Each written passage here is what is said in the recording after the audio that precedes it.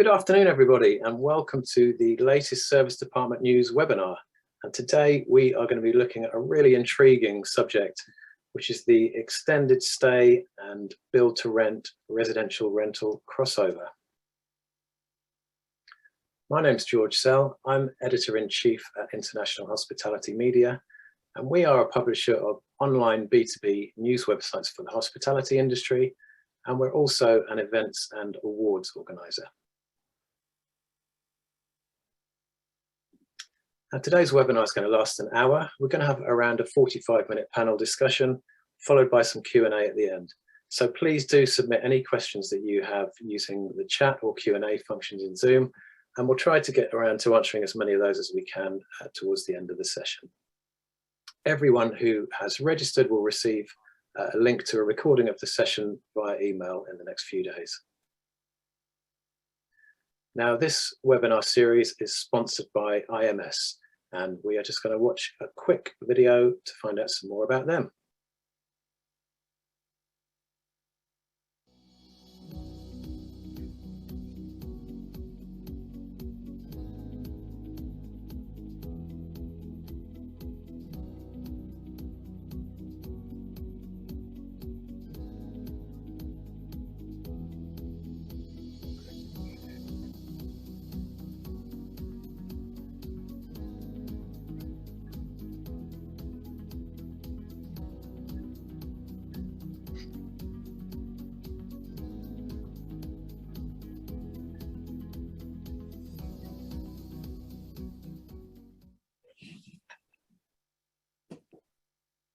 So thanks to IMS for sponsoring. Leo, their co-founder, is on the panel today. So if you want to find out more, his contact details are in the chat. So please do get in touch. So before we get started on the panel discussion, I just wanted to show a couple of slides for some context. Now, these are all screen grabs from news stories that we have run on Service Department News over the last few months. And I think they give quite an interesting snapshot of something that is starting to happen, which is that traditional service department and apart hotel operators and build-to-rent operators, their offer and their target guest is starting to overlap. So we've seen Amsterdam-based apart hotel operator Yays moving into the residential market, offering 6-month stays, minimum 6-month stays. Aware Super and APG, two investment companies who have recently acquired City ID, which is an apart hotel operator. They're also going big into the build-to-rent market. And there are a couple of stories there about Fizzy Living, which is a UK build-to-rent developer and operator. And you can see they're now offering deposit-free units and contracts as short as 3 months, which is slap bang in the middle of service department and extended stay territory. And I also just wanted to cite the example of Native, who traditionally been an apart hotel operator, still are an apart hotel operator, but they've now got a build to rent pipeline of over 3,500 units. So it's much bigger than their apart hotel portfolio. And it strikes me that the skill set required for managing build to rent buildings and service departments at the corporate level of the market, I think must be fairly similar. So let's meet our panelists today before we get on with the chat, and I'll introduce them from top to bottom as they are in there. So firstly, Leo, good afternoon to you. Good afternoon, George, and many thanks for having me on today. Do you want, I guess we've seen a video about IMS, but do you want to tell us a bit more about what you do? Yeah, I guess today is really interesting for me because we're right across the sector. So our origins were in student accommodation and managed apartment blocks, almost BTR before BTR existed back in the early noughties. And we evolved through the last couple of decades into hospitality, and we've established ourselves in the apart hotel market very much with clients like Stay City and Eden and Fraser's Hospitality, and the BTR is the next natural step for us. So what we're trying to do is, I guess, bring what we've learned from the other sectors into the BTR space as well. Mm-hmm. Thanks, Leah. Merrily, welcome to you. Yeah, good afternoon. Really nice to be here. I think similarly, we're operating in several different ways within the sector already. So Under the Doormat manages individual homes. We also manage whole buildings. So we run an apart hotel called Three Sloane Gardens for Cadogan Estates.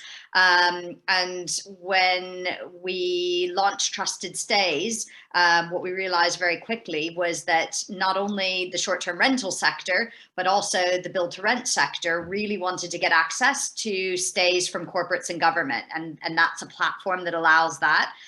So we've partnered with the UKAA to deliver Trusted Stays.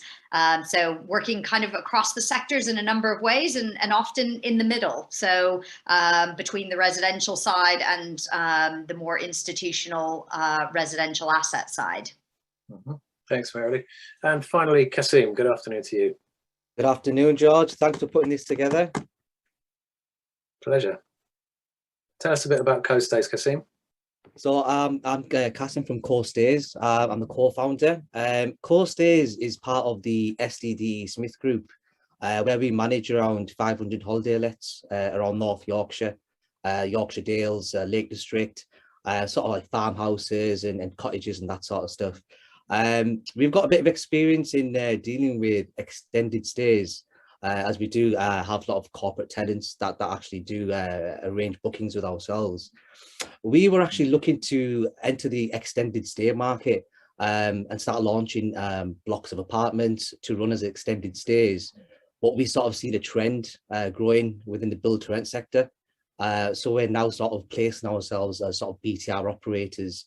We're quite new, but we're starting to bring a hospitality approach to build to rent. That's a little bit about ourselves really at the moment. Thanks, Kasim. Okay, so let's start by talking about the difference and similarities between what is needed in a build to rent and a service department in terms of the physical product. Leo, do you want to kick off on this? Because you mentioned earlier that you're, especially in terms of infrastructure, you're seeing some similarities between the two. Yeah, very much so. So I guess with our background in student accommodation, we were in the longer stay market already, and students, if you want to learn how to run a network, learn it with students. They'll try everything they'll test your network. And it was a great learning ground for us. But what we found then in hospitality, that the apart hotel was sat somewhere between the hotel and the student accommodation space. And I think now the BTR is almost like, certainly the co-living is like grown-up student accommodation.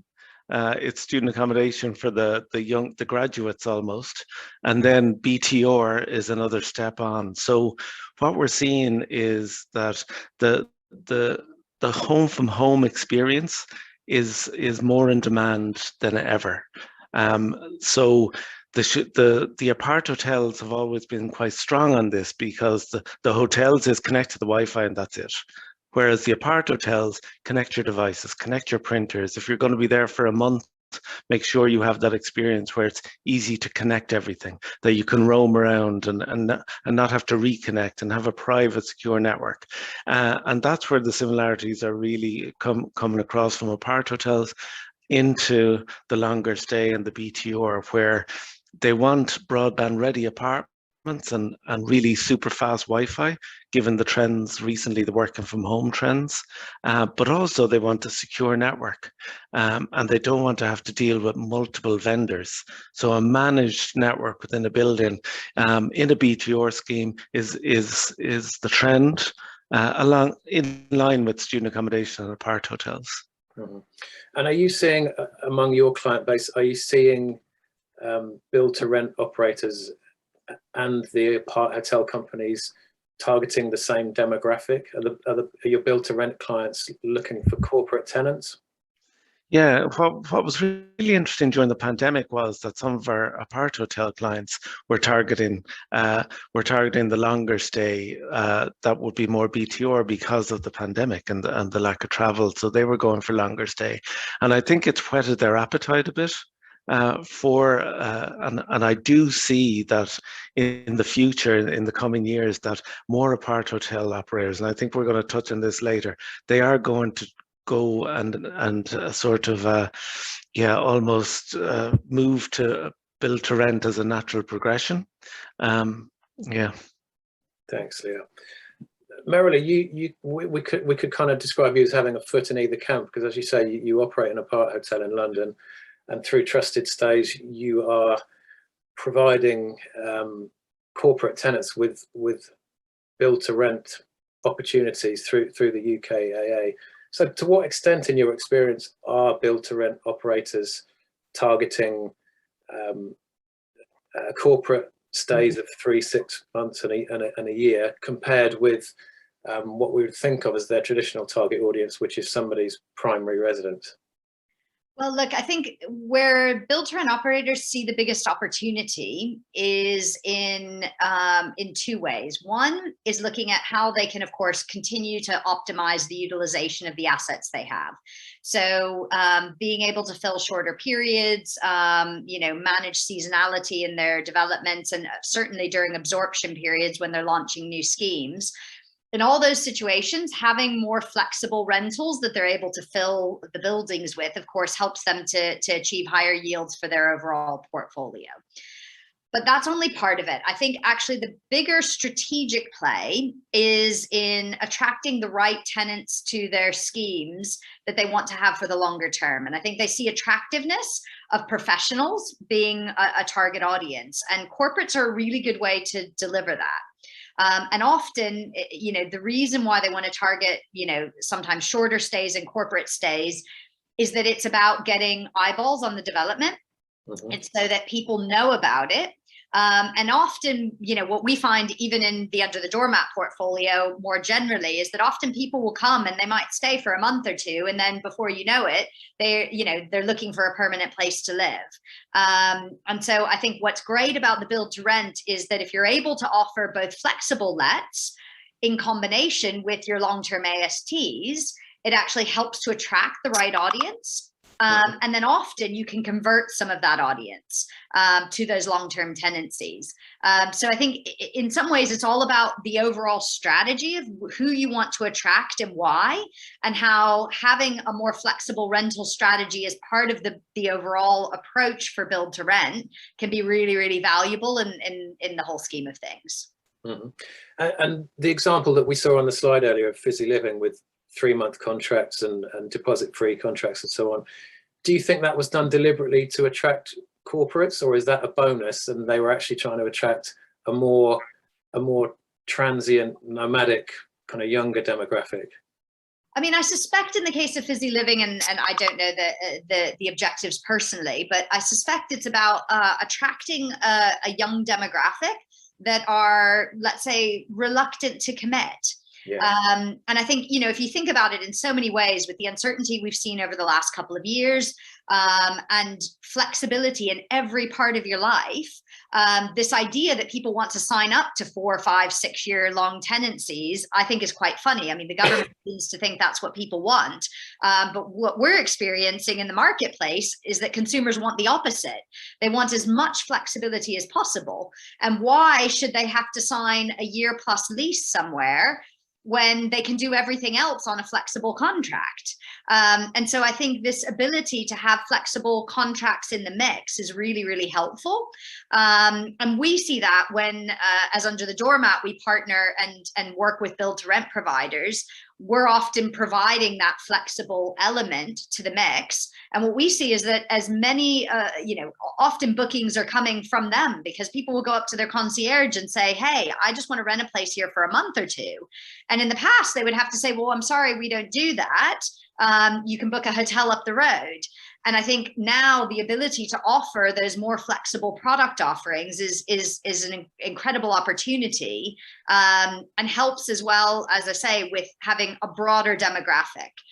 Because, I think one of the things that coming out of the UKAA conference you hear is that, students are staying in BTR, very young professionals. But if they want to move it into a life cycle product, they've also got to be attracting some of those slightly older demographics. And I think corporate stays help a lot with that. Thanks, Merrily.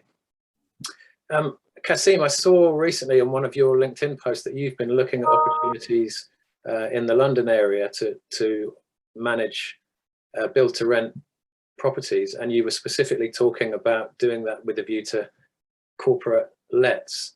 So does this mean you've got a corporate client base who is already looking for these opportunities, and are they very keen on using build-to-rent assets? Yeah, so just to elaborate further on Mary Lee, what she spoke about with regards to attracting corporate guests, and most of them will never book for more than 3 months. So it's a good way of attracting the guest through short-term rentals and then converting them into long-term tenants. With regards to the question about becoming operators, that is something that we are looking to establish ourselves as core stays. And we believe that because we've got the hospitality hospitality approach and that experience of working with corporate tenants that we attract to our own holiday lets, we can bring that experience to build-to-rent developments, because we think that they are perfectly designed. They've got all the amenities that are required, and I think they just would work perfectly for our corporate guests. So we've actually spoken to corporate guests about this idea, and they've took it really well. A lot of interest that's been generated. So that's what sort of gives us the confidence to go ahead with core stays. We launched about 6 months ago, and right now we're just sort of looking at potential developments and partnerships with other developers in and around London, Manchester, Newcastle. And we're hoping to grow pretty quickly, because I think if we're targeting these corporate guests, they can bring a lot of business. One guest could turn into 20 members of staff working on a project in a location, and it could grow quite quickly. And we've had situations where we've had 50 staff that need accommodating for a project for a year, but we've not been able to have that the stock available, because obviously with ourselves we run holiday lets, so all of the properties are scattered in different locations. So that was the reason why we wanted to work with build-to-rent operators, because build-to-rent developers, because we just think that that's the perfect opportunity to build those units with corporate guests. And when you do start operating these build-to-rent assets, will you be looking for a similar tenant mix to the one that Merrily alluded to? So a mixture of people's primary residences and the corporate to balance the two? Yeah, I think you can't leave all your eggs in one basket. I think you do need to. And one other thing that I actually totally agree with Merrily was about the flexible leasing, and basically having a portion of your development open to flexible. And you could also have a portion of the development where you're retaining longer term tenants. So I think there is a fine line between mixing these sort of guests and tenants. Tenants are becoming more like guests in the way that they want more of a service-based approach, and guests are becoming more like tenants because they want more of that homely feel. So there is a sweet spot somewhere in the middle, and I think we're still waiting to see where that is really as an industry. Yeah, thanks, Kasim. Merrily, the traditional booking process for corporates to access service departments, it's usually been a buyer will go either through a specialist agent or to an operator direct, but there are kind of intermediaries. How are corporate clients targeting build to rent inventory? And are corporate buyers looking at build to rent now as a serious alternative to traditional service departments? Yeah, well, so I think there's a couple of trends that are happening, and one is that I think in the post-COVID world, we've got a situation where business travel is changing, and the way corporates are placing people is changing as well. Where people are traveling, they're often traveling for longer, and potentially traveling on less frequent trips. So that combined with the general feeling that people like to have their own space in a post-COVID world, I think means that overall corporates are looking for different type of product to offer to their employees and the people that are traveling within their organizations. And so service departments are ideally set up for that. Many of them are already on preferred corporate lists and all these kinds of things. There's a whole RFP process. But I think as well, what you find is that sometimes it can be a bit of a murky world. Relocation agents are all over the place. It often ends up being, individual people that are connecting.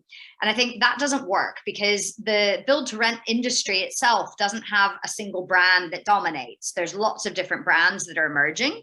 And so what we're hoping to do with Trusted Stays is to provide a single platform so that all the build to rent operators can have their supply available for corporates to book through a single platform. And we're connecting that through the GDS. And for those who aren't familiar, the global distribution system is what powers the world of travel, airlines, hotels, for travel agents, corporates, and government.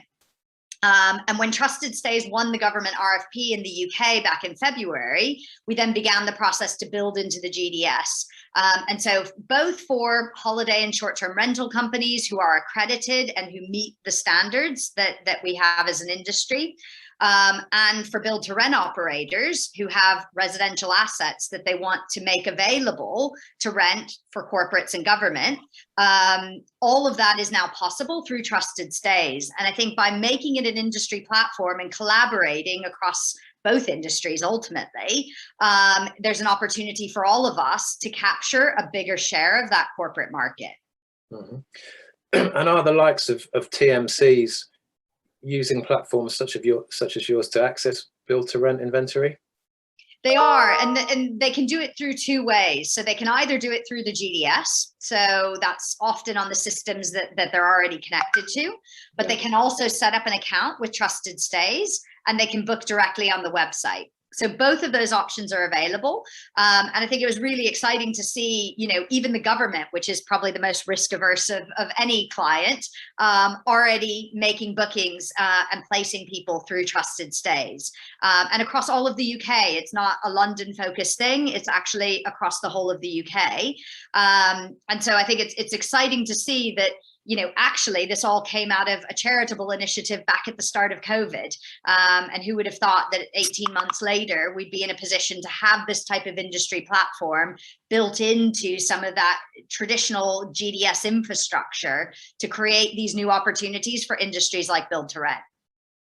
Thanks, Marilee. If we flip this on its head a bit, it's not just build to rent operators looking for corporate guests. It's also the traditional service department and extended stay operators offering long stay residential contracts, as we saw earlier, and as Leo, you alluded to earlier. So Leo, how do you think your clients are accessing that market? Because it won't be coming to them from their traditional distribution channels. How are they marketing their inventory to these longer stay guests, do you think? Yeah, it's a very interesting area because they are so used to looking for the shorter let and the shorter stay and through various booking agencies and platforms like that. So I think what they're trying to do is to bridge that gap between the tourist and leisure industry stay and the corporate stay by providing the guest experience, that home from home experience. And their marketing is very much going towards that. We can give you that homely experience. And one of our operators is actually called Your Home from Home, would you believe? One of the operators over in Ireland. And that really is a key area for them because they don't want people to think they're booking into a hotel or an apart hotel. They want to make sure that their guests are more like that tenant experience and that they can make a home where they are, even if it's for 6 months, even if it's only for 3 months. That is, that you want, if you're going somewhere for 3 months, you want to feel at home. And so for what we see is they are very much targeting that sort of that homely experience to bridge the gap. Yeah, thanks, Leo. Marilee, did you want to jump in on that? Yeah, so I think the distribution landscape in where these industries merge is actually really interesting, because when you've got the long stay tenants who are coming to stay, you know, in the UK, they'll typically find it on Rightmove or Zoopla or through an estate agent or through those traditional channels. On the other hand, you've got in the short stay market and the holiday lets market, you've got Booking.com, Expedia, Airbnb, all the OTAs. And I think you've got then this whole room in the middle, which is where corporates are looking and booking through the GDS, through these other channels. And I think one of the things that we found in partnering with build to rent operators is that they really don't know anything about, let's say, the short to mid-term distribution landscape. They know Zoopla, Rightmove, they know how to do long lets, but they don't know how to do anything less than 6 months. And that's where, you know, technologies from our industry like Hosperia are really good, because they can just access a technology. And even if they have their own operating team, even if they only want to do a couple of units, whatever amount they want to do and however they want to integrate that within their portfolio, they can now access the technology that will help them not only distribute, but also operate those different units in a different way. And I think that's actually quite exciting, because I think these things are really merging, but technology is key, because if you don't have the right channels to market and the right distribution, then, you know, it's one of these great ideas that can die a death very, very quickly. Yeah. Marilee, we know that service department operators are listing their shorter term inventory on Airbnb, especially on Booking and so on. But if they are trying to target a longer stay, it begs the question, are they on Rightmove and Zoopla? And if not, why not? Yeah, I mean, look, we distribute all of our supply in Under the Doormat also into some of those longer let platforms. So we use Zoopla, for example, and we find that it does give us a mix of those kind of what we call midterm lets, you know, that might be 2 months or 3 months or 4 months. And so I think, you know, the channels to market themselves, they're all trying to diversify. I mean, Booking and Airbnb are all trying to take longer stays. You also then have people like Zoopla and Rightmove who are trying to take shorter ones. And as this all converges, I think the most important thing is making sure that whatever technology you choose for distribution has the flexibility to do both. Because that's where then everything drops into a single system, and then you're able to operate and manage it in an effective way. Because otherwise it ends up being a complete nightmare. You've got some inventory on certain channels, other on others, and then you end up with a mess when somebody books on one and then all of a sudden you realize somebody else has been doing something on another channel, and that just creates chaos amongst your team. So I think technology is key to landing the right way to distribute in a multi-channel environment. Yeah, yeah. So Kasim, it sounds like there's a huge number of channels out there to reach the different audiences, and you're at the start of the journey. How do you anticipate reaching the different segments that you're looking to target with your buildings? So I think with ourselves, with our holiday let management company, Host and Stay, we actually have recently started advertising on Rightmove, Zoopla, to attract more of these longer term bookings into our units as well. I've had some good success, and some inquiries have came through it as well. But I think, yeah, that it's all about having a sort of diversification of your channels. And I think with build to rent specifically, because it's so diverse and it matches so many different sort of tenant types and guest types, I think you do need to be advertising on like the likes of Booking.com and Airbnb. You need to be attracting those short-term rentals and short-term bookings. And then also you need to also be advertising on Rightmove and Zoopla to attract the long term. But I think that there is a sweet spot in the middle somewhere, and maybe there's room for another platform to emerge that sort of brings it all together in the future, maybe. That's a business idea for somebody out there. But yeah, I just think there's definitely a sweet spot in the middle with core stays, where we are looking to explore all the different channels because we have the experience dealing with short-term rentals. I think we can bring that that approach to the build-to-rent development. The build-to-rent developers already sort of have good knowledge on how to attract long-term tenancies. It's mainly through the likes of Rightmove and Zoopla, using local letting agents to bring in the tenants. But I think with core stays added to that mix, I think they could help maximize the occupancy within these buildings and keep them at a high. And how will you specifically target your corporate clients for these buildings? Do you is it through one-to-one relationships with travel buyers, or is it through an agent or a travel management company?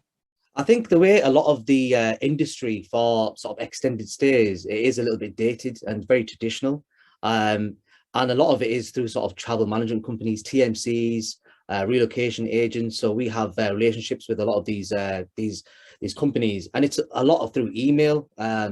Believe it or not, it is there is no platform, and I think Trusted Stays, which Marilee is growing right now, is a really good idea. It's something we've thought about ourselves because there's definitely a need for something to come in to professionalize the extended stay booking industry.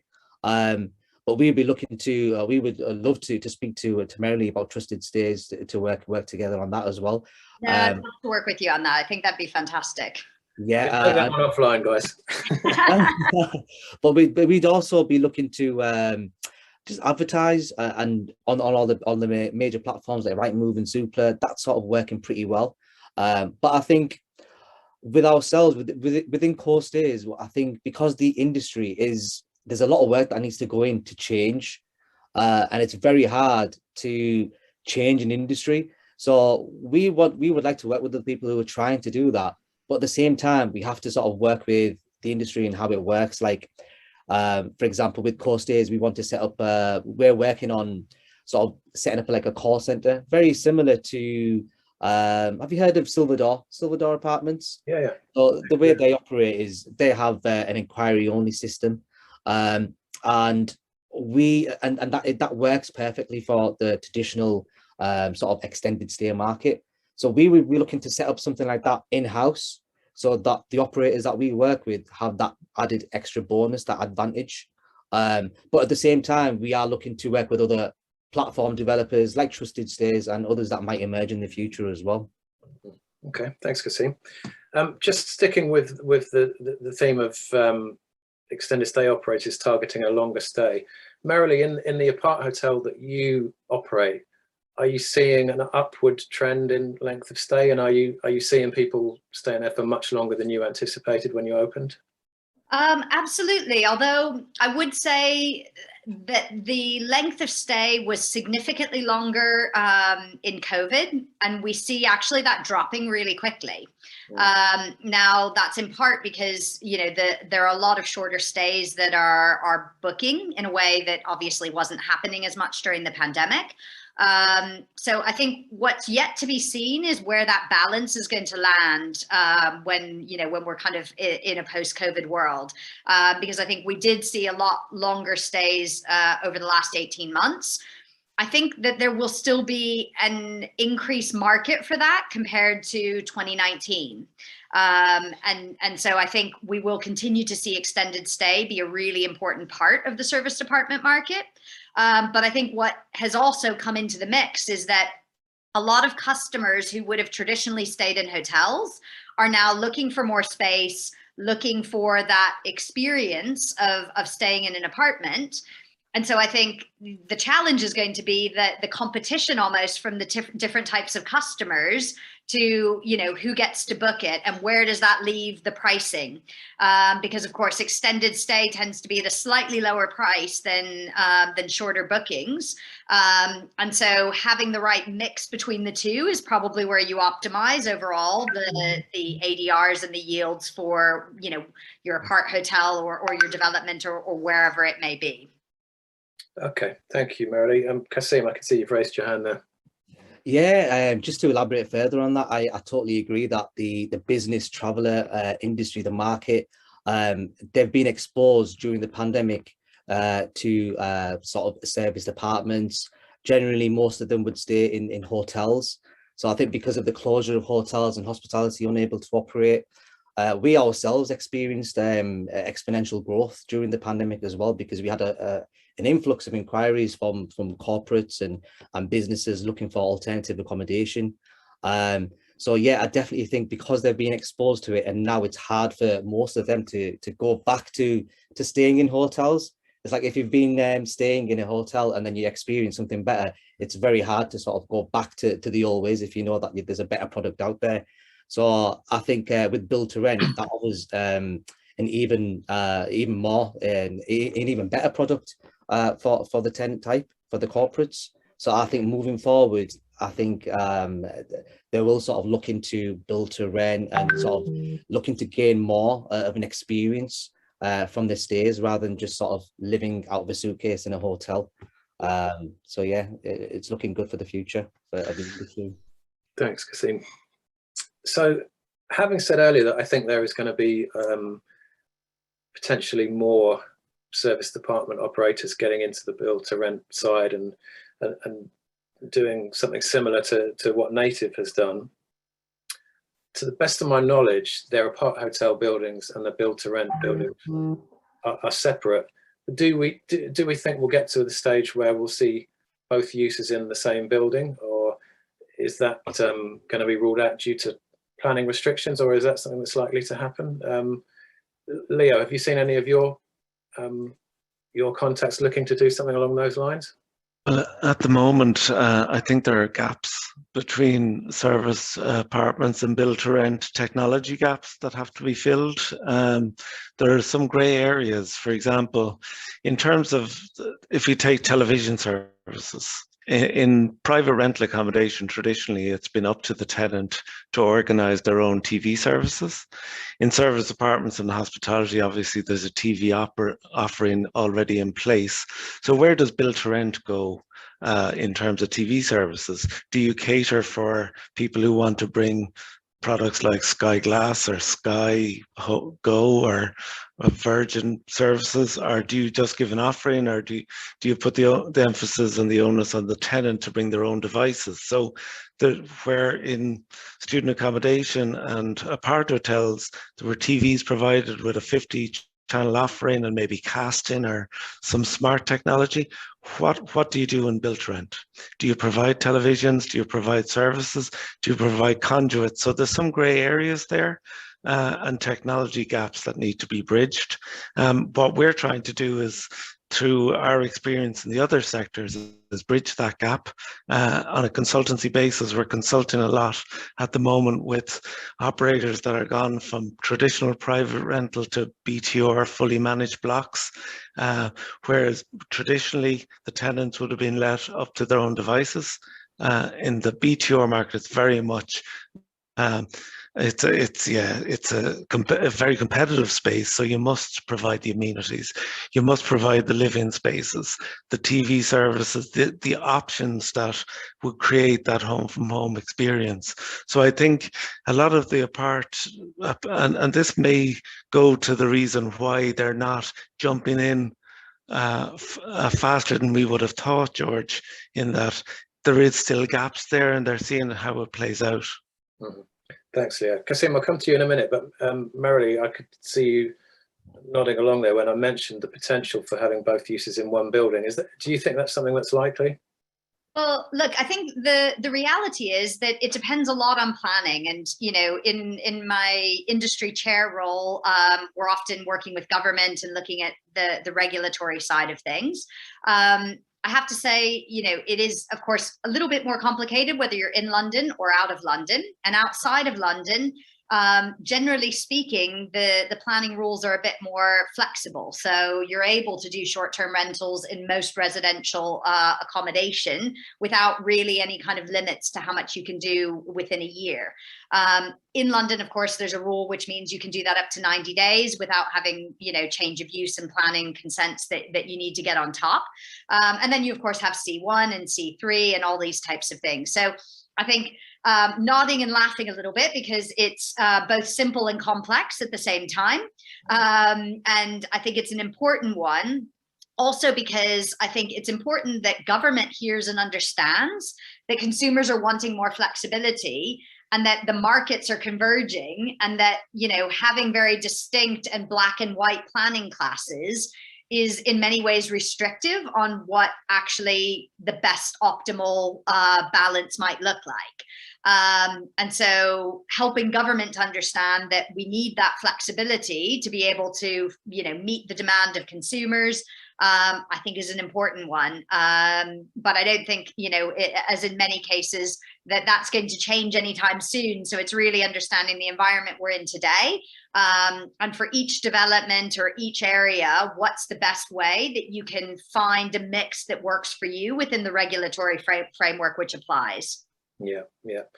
I'm guessing that Cheval wouldn't consider themselves a build-to-rent operator, actually, but their Three Keys building down at Tower Bridge actually does have separate wings. It's got a C1 wing and a C3 wing, and they have got people who've, you know, who use it as their permanent residence, and others who are there from as little as, you know, a couple of nights. So it can be done if you can get the dual planning permission. Yeah, but even without dual planning permission, you can also, you know, in, let's say, a building at someplace like Manchester, you can actually have short and long-term lets mixed within a residential development. So that isn't a problem. I think the key is, and Kasim alluded to this earlier, is that it depends a little bit on how the behaviors are of the people that are staying.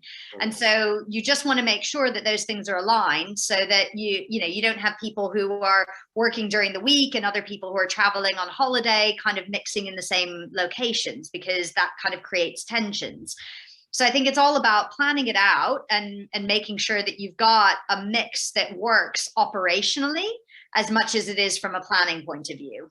Yeah. George, in Ireland, there are planning restrictions around that have been introduced, and for a variety of reasons, BTR has got quite a bad rap in Ireland, to the extent where some people don't use the term BTR, it's more PRS is used. But one of the projects we're working at the moment is an extensive BTR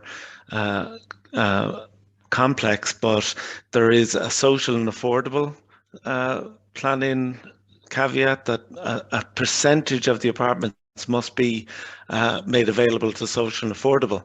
So one of the real, and we're seeing that also a percentage are built to sell and a percentage are built to rent, and that's politically down to the lack of housing that's been experienced in Ireland at the moment. So yeah, we're going to have challenges for sure around the mix there, certainly in terms of the tech space.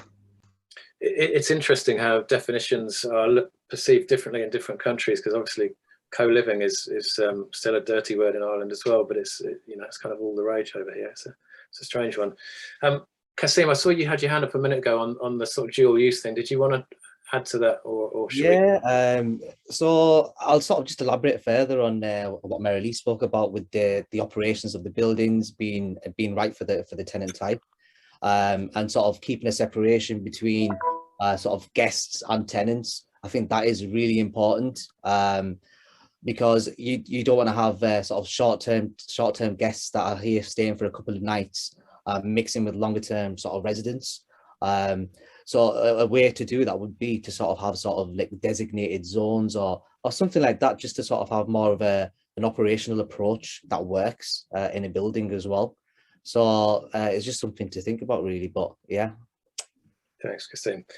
So we've got a question in from Tamila, which is pretty much along the same lines as my next question. So we'll move on to this. Now, something I have noticed over the last 18 months or so is that a lot of build to rent operators have been hiring people with a hospitality background to provide things like programming, community events, to try and foster a sense of community in the developments.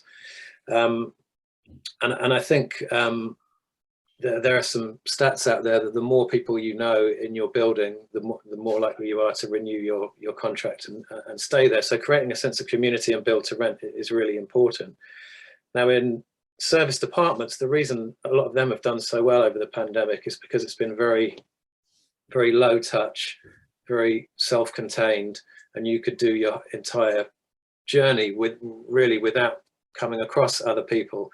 But I'm not sure that's what people want in the long run. I think that is going to have to change. And if people are staying in service departments for 2, 3, 4, up to 6 months and more, are the service department providers going to have to up the level of amenities and programming they provide in order to compete with some of these build to rent operators that are doing a really good job on that front? Merrily, what's your take on that? I mean, look, I think as these things converge and products are on offer for people side by side, the more you're going to get actually consumers just walking with their feet. You know, I think there are always going to be people who want a very hands-off, light touch. I just want to stay and do my own thing. And I think that works well. And as you say, I think whether it's service departments or indeed hotels, I think a lot of the service that they offered pre-pandemic has actually been cut. And interestingly, in Tamila's question, she was asking about, well, if build to rent comes into this, is there going to be extra resource, staffing costs and things like that if they get into this type of market? And I think the honest truth of it is it depends all on how you do it.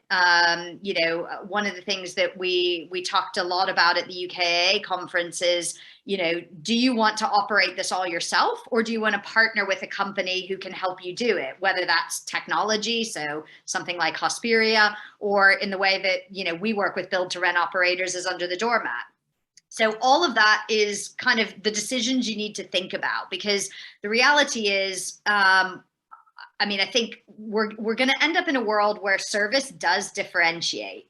And actually, the more that people cut services, the more that people who still offer it then have a different product or a unique selling point. And so I've got a strong belief in everything that we've always done, that service does play an important role. And I think for especially higher end products where you're looking for people to pay a premium, offering community, offering service, I think has to be a critical element of what you do if you're going to win in the long term. And cutting costs and cutting services might be a temporary thing, and people might in a COVID world understand that. But I think we're going to very quickly see some people losing market if they don't actually bring some of those things back or introduce new services and offerings. Tamila's question, sort of secondary question here, was what are the potential effects on costs for the BTR operator targeting shorter stays in terms of increased staffing, marketing, etc. But in my experience, a lot of these build to rent operations are at least as intensively staffed as most service departments. I would kind of see it the other way. I would have thought that some of the service department operators would have to increase the staffing and service level to compete with some of what the build to rent sector is offering. I mean, I've seen a little bit of both.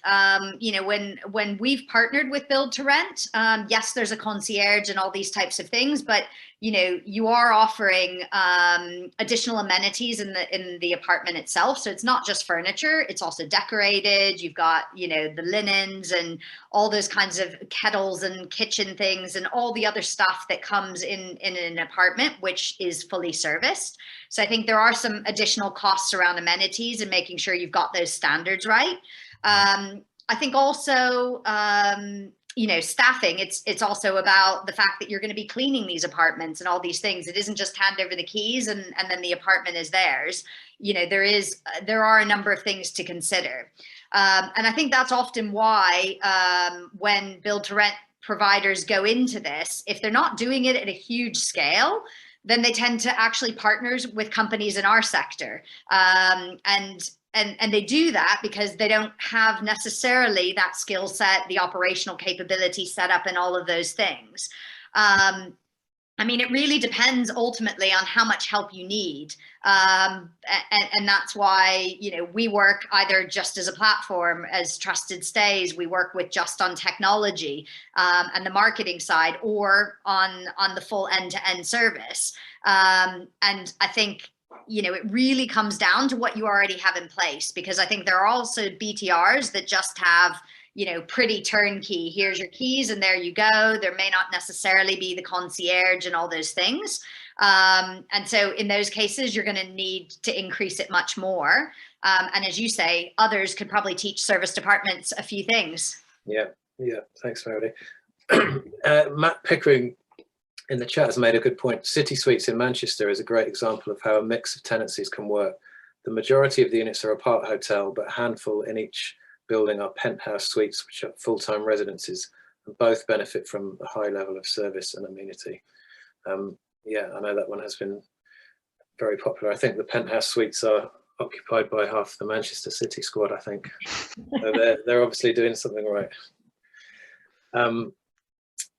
Kasim, what do you expect to offer in your build-to-rent buildings in terms of amenities and programming and staffing level? Do you see it as quite intensive to offer a high-end service, or will it be more of the low touch, which we associate with more with apart hotels? I think because we operate sort of on the hospitality sector already, I think operationally it's quite easy for us to sort of attract long-term bookings and manage them bookings, them tenancies.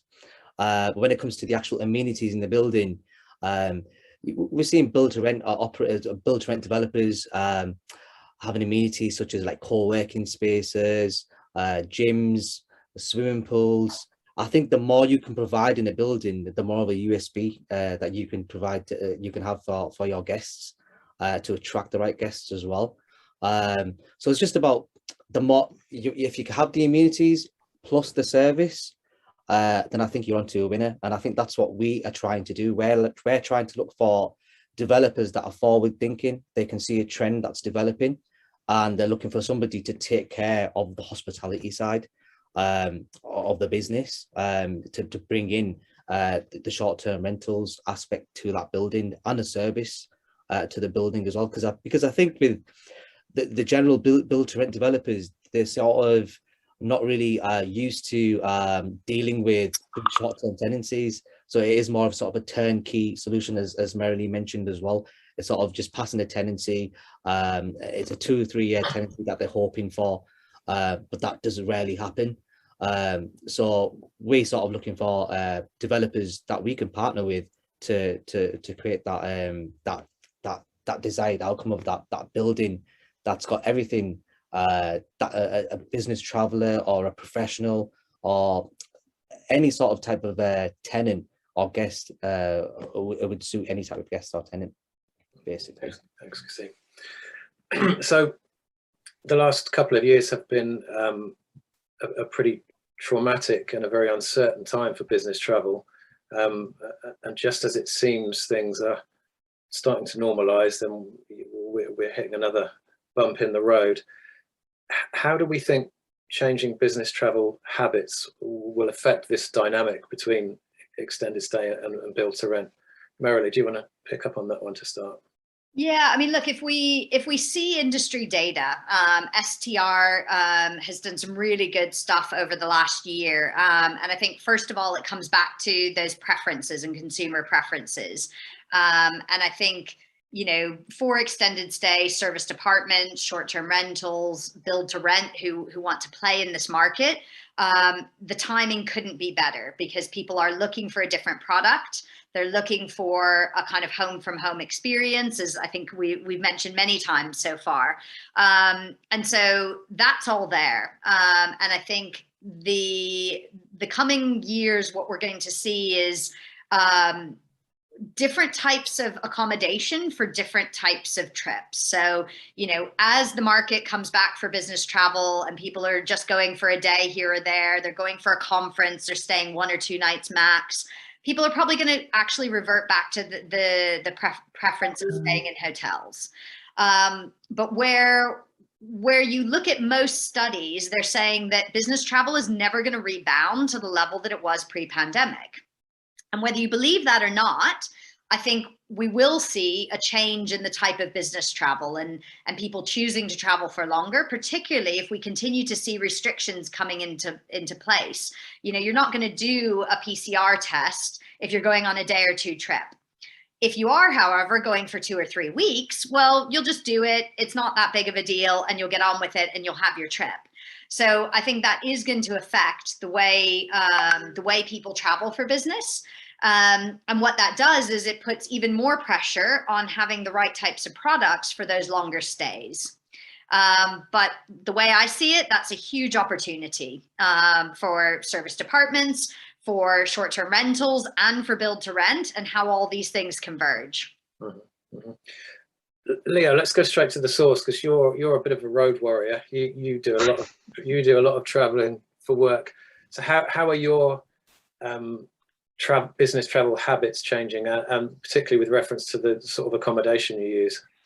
Yeah, it's been really interesting as I've got back in the air over the last few months. It's more my working habits that have changed, where before, when you're gone away for the day, you're sort of out of office. Now that's not the case anymore with Zoom and with access to video conferencing, and that has become the norm. You're no longer out of office, so you're expected to be able to be somewhere where you can jump on one of these things, one of these webinars, you know. So that has been very good for us, because now a managed network that you can move around a building in the shared space of the co-work space or in the apartment seamlessly and work from anywhere within a building is now a non-negotiable as far as BTR is concerned. Working from anywhere policies that have been implemented by the big multinationals and working from home policies mean that more and more important is that managed network and the ease and ability to connect any of your devices and to be able to work in this new environment. So for me, I would spend a lot of time in our apart hotels around Europe. So it was always easy to be online, but I'm finding myself online an awful lot more when I'm traveling. And I think that's going to be the way of the future, where you have your meeting, you have your 1 hour meeting in London, for example. You may not have another meeting, but suddenly you're back into your workday from the co-working space, or from the bar or the restaurant in the facility that you're staying in. So yeah, I think the habits are going to mean that everyone is a lot more connected, and connected buildings are crucial. And is the trend that we hear about a lot for fewer but longer trips, does that apply to you? Very much so. So what I'm seeing is that I can now go to an event that might be a couple of days. In London, for example, I might go to an event that's a 2-day, and then I would line up meetings around that week, and I would try and stay a week, whereas I would have maybe come and gone in the past. And the reason for that is I can set up office anywhere now.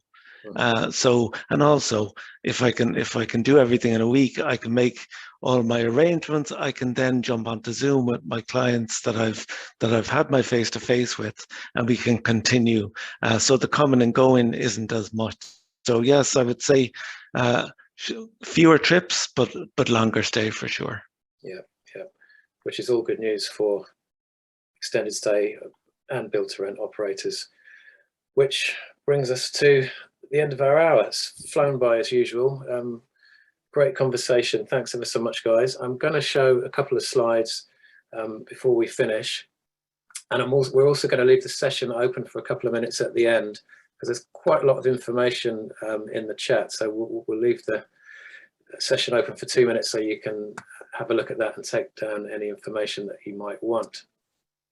So next week we have got our final service department news webinar of the year, and that's about looking forward to the year ahead.